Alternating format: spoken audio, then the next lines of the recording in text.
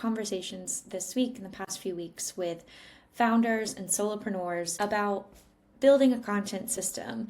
And what's so crazy to me is that a couple of people came to me because they had noticed that I had kind of created some momentum and that my content was like resonating with them, and they wanted to know like how I was able to manage this and like my approach. And it's so wild to me because this is the results of like months of effort and strategy. And, there was kind of a turning point for me where I realized I was spending so much time and energy building other people's brands so that they could get more money and opportunities and clients. And I was like, why am I not doing this for myself? And like, what are the things preventing me from doing that?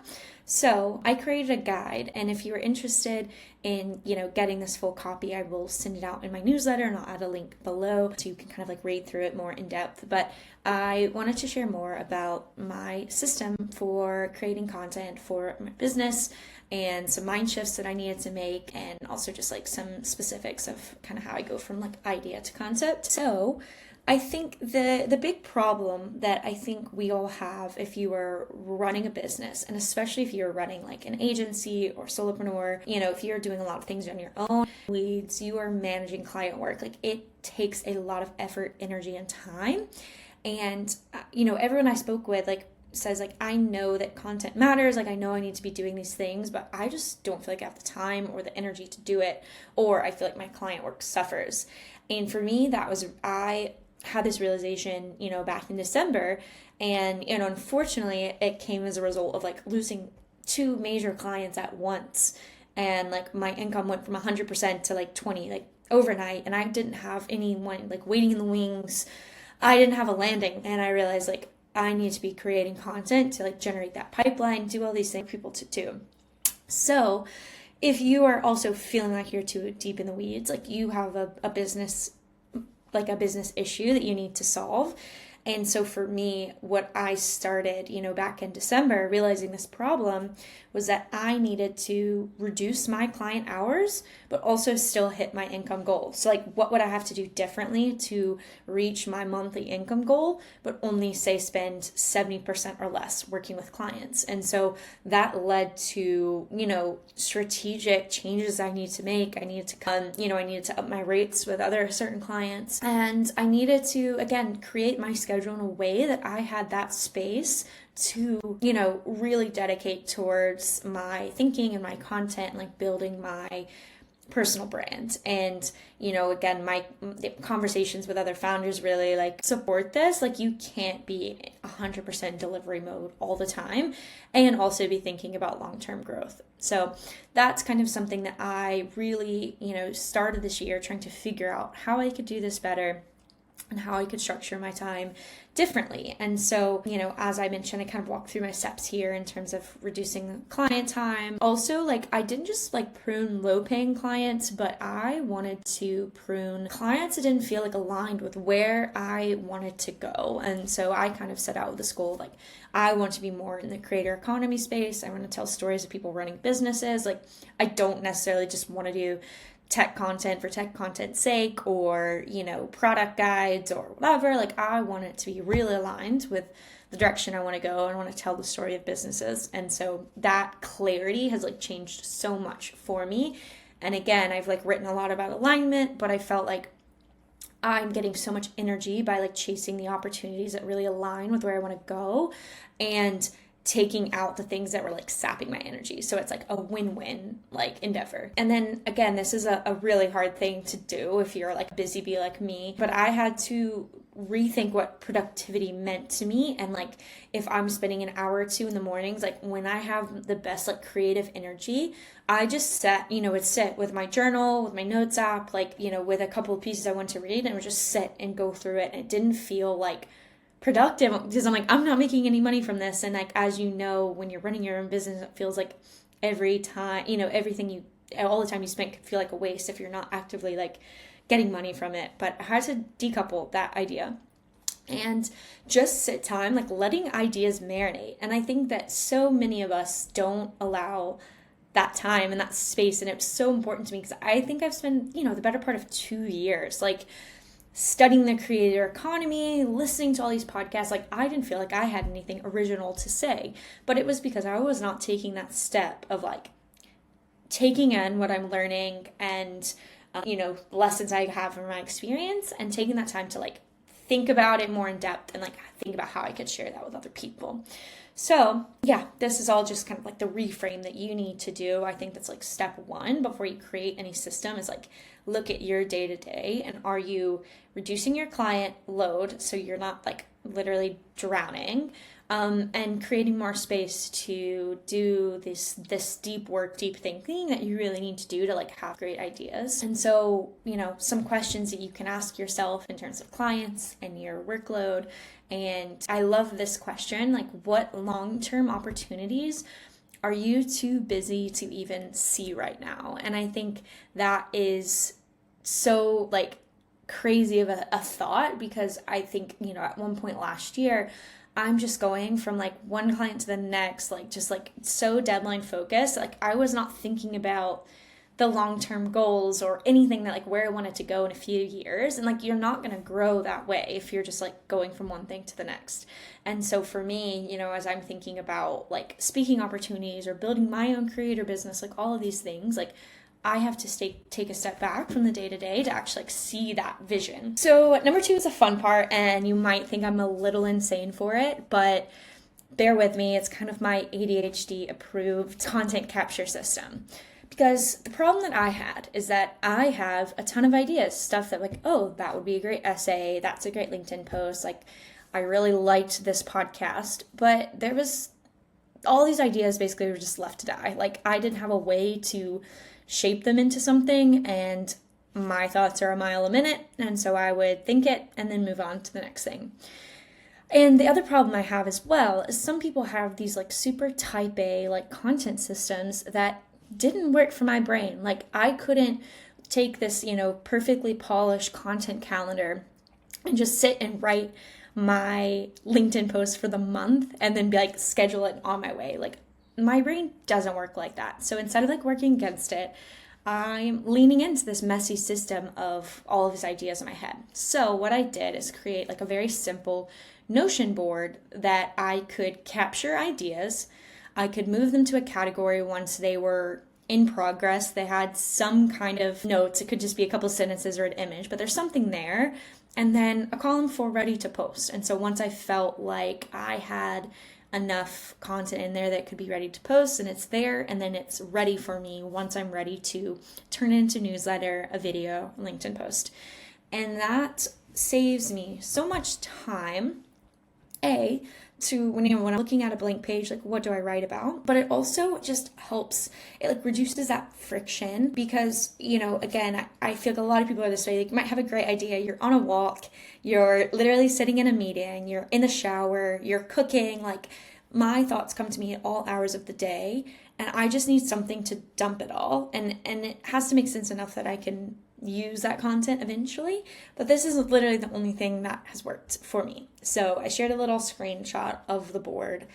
It's not beautiful or like doesn't live up to my standards for style or whatever, but it works for my brain. And again, I think the biggest struggle I think founders have is like you don't want to waste any time. And I find anytime I'm sitting down to just like write my newsletter or write a LinkedIn post, if I'm looking at a blank page, I feel like I've forgotten everything that's ever happened to me. I'm like, I have no original thoughts, nothing to add. It's just like, and so I would never post because I just felt that. But now I look at all these amazing ideas and I'm like, oh, okay, yeah, I want to explore this TikTok idea. I think that would be a good one to post today, or, what have you. There's so many different avenues you can take from having a board like this.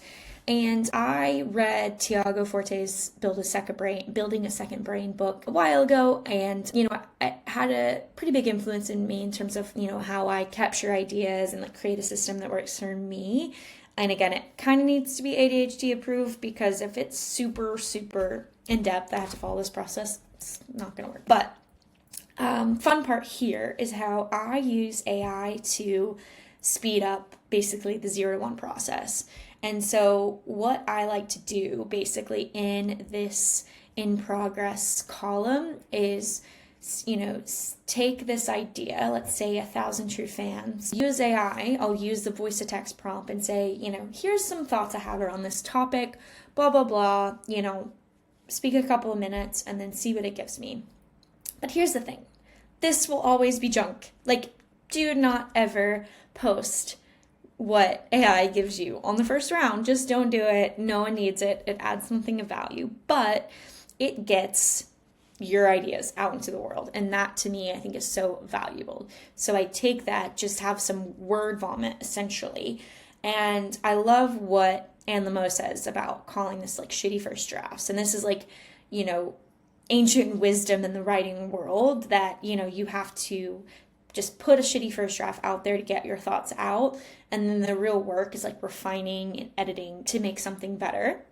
And I think that is what we should be spending more time. Like, we should be spending less time on that, getting that first version out there, and more time being like, okay, how do I actually shape this in a way that helps someone else, that tells a good story, all of these things. And the next step is kind of creating this system for ideas, so you're looking at that table above and being like, okay, how do I even pull ideas? Like, there's so many things to write about. I don't feel like an expert. So many different things.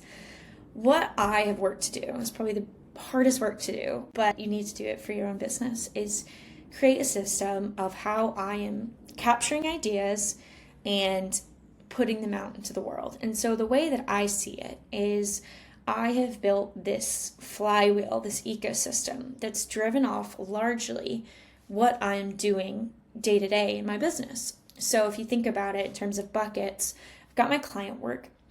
I'm doing a lot of case studies and, deep dives and things like that about people building businesses. So again, that's the through line of my work. That was intentional, first of all, but therefore I can break those case studies into those client work stories I'm working on into two buckets. One being case studies. And so actually, if I'm interviewing someone for a client article, I can then create my own article in my newsletter to say, here's what I learned, from working on this breakdown of Catskill Crew newsletter, for example. So that's a whole content piece in and of itself. But then there's also all of the like behind the scenes thing, which I think is really interesting. And I think that's a huge value add for a lot of people. So it's to share like lessons learned. So as I'm writing client work, like what are the lessons learned? If I did a recent piece, I'm learning about, building community. I'm learning about YC. I'm learning about different AI prompts and newsletter tactics. Like, it is infinite, the amount of things that I'm learning through my day-to-day job. And then also, like, behind the scenes, my process. So this is exactly what I'm doing here. Like, here's my process for creating a content system. Here's my process for writing a newsletter. Here's my process for interviewing. Like, there are so many different things. And then these lead to what I call, like, a building in public category, which I think is the best thing that if you're looking for somewhere to start, like, if you feel like it needs to be this polished in product, like, here's what I built and look how amazing it is. Like, first of all, don't do that. I don't really like that. But I think more people relate to like the messy middle, as you were testing and iterating. Like, I want to read about the experiments and like how you are dealing with the struggle and what you're learning. Like, that's so much more valuable to me specifically. So I take all of that top category of like content ideas and turn it into writing. And I like to start with long form writing. So if it's in my journal or notes app, or again through my Notion board, taking an idea and just like trying to get as much on paper as possible about what I think. Like, again, not super like publish ready, but it's just kind of to sum up my thoughts. And then from there, I can shape that essay into different forms, whether it be LinkedIn, newsletters, video, what have you. And because I have my thoughts kind of developed, that can take different shapes. And it's a lot easier to turn an essay into different forms of content than to take a short LinkedIn post and try to turn it into all these different formats. And all of those things are what build my thought leadership personal brands. And again, what makes this a flywheel, which is so crazy, is that as you are doing this and you're making a concentrated effort to share your process, share your work, share your, the lessons you're learning.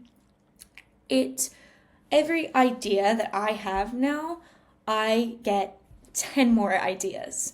And so therefore it goes in my Notion board. I'm honestly like overflowing with ideas at this point. Like, I'm like, I don't need to post a million times on LinkedIn, but I've got enough ideas to like sustain it. But I think that is, for example, why I was writing this post and this video. I came across the topic of shitty first drafts, and I was like, you know what, this is a great idea. Like, I would like to just write a LinkedIn post on shitty first drafts and like what that concept means to me. And I connect it to, what I see a lot of people doing right now with ChatGPT is basically just posting that shitty first draft. Someone has an idea, like, oh, that's good, that's a good idea. They throw it in ChatGPT, maybe tweak it a bit, and then they post it. And there's not that filter of actual editing and storytelling that makes something really valuable. And so I think that is really what is grinding my gears about seeing so much ChatGPT content, because obviously I'm using it in my business, but I'm using it like strategically. And I think that we need a lot more filters for what we are sharing. And I think that's the direction we're heading. Anyways, I'm doing this, and to not distract from the topic at hand, I throw in my Notion board, throw some thoughts there, and I'm like, okay, I'll come back to that at some point. Like, I think that's a good idea for a post. And so, yeah, I share more about this, and I also wrote about my personal content ecosystem if you want to read more about it. And I don't want to get too much into this, but you can read through it. But I think there are some mindset shifts that when I'm speaking to founders and whatnot, like, I think the things that changed for me is how I thought about myself and how I'm showing up. And I think, again, going back to this like building in public approach, like, I don't think you need to be this, you don't need to be like preaching from the finish line. Like, and I actually think that it's, as someone that's in that middle of like building my own business, I kind of want to learn from someone that's like either side by side to me or just like 2 steps ahead. Like, if I am,